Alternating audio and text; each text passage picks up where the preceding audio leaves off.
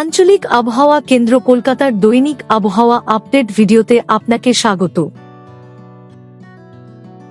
গত ২৪ ঘন্টায় পশ্চিমবঙ্গের জেলা ভিত্তিক গড় বৃষ্টিপাত মানচিত্রে প্রদর্শিত হয়েছে। দক্ষিণবঙ্গের অনেক স্থানে এবং উত্তরবঙ্গের ২-১ স্থানে অতি হালকা থেকে মাঝারি বৃষ্টিপাত হয়েছে। গতকাল পশ্চিমবঙ্গ উপকূল এবং সংলগ্ন উত্তর পশ্চিম বঙ্গোপসাগরের ওপর অবস্থানরত নিম্নচাপটি আজ ২৬শে জুলাই সকাল ৫টা বেজে ৩০ মিনিট উত্তর পশ্চিম বঙ্গোপসাগর এবং সংলগ্ন ওড়িশা পশ্চিমবঙ্গ উপকূলের ওপর একটি সুস্পষ্ট নিম্নচাপ হিসেবে অবস্থান করছিল। এটি আরও ঘনীভূত হয়ে আজ সকাল ৮টা বেজে ৩০ মিনিট একই অঞ্চলে একটি গভীর নিম্নচাপে পরিণত হয়েছে, যা ২০.৬ উত্তর অক্ষাংশ এবং ৮৮.৪ পূর্ব দ্রাঘিমাংশের কাছাকাছি অবস্থান করছে। এটি উত্তর পশ্চিম দিকে অগ্রসর হওয়ার এবং পরবর্তী ২৪ ঘন্টার মধ্যে আরও শক্তিশালী হয়ে একটি গভীর নিম্নচাপে পরিণত হওয়ার প্রবল সম্ভাবনা রয়েছে এবং এটি ২৭শে জুলাই এর দুপুরের দিকে বা দুপুরের ঠিক আগে পারাদ্বীপ ও সাগর দ্বীপের মধ্যবর্তী অঞ্চল দিয়ে উত্তর ওড়িশা এবং পশ্চিমবঙ্গ উপকূল অতিক্রম করতে পারে।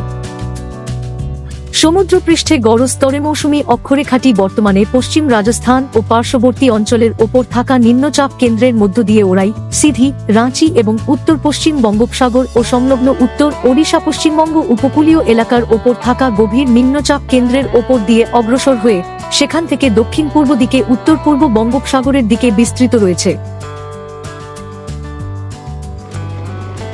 দিনের আবহাওয়ার পূর্বাভাস মানচিত্রে প্রদর্শিত হল।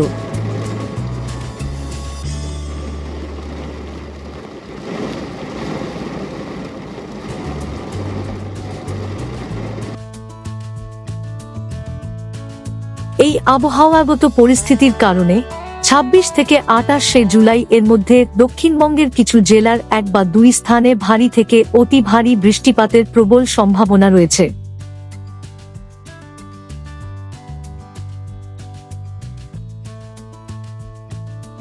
ভারী বৃষ্টিপাত অথবা বজ্রসহ বৃষ্টির সময় নিরাপদ স্থানে আশ্রয় নিন।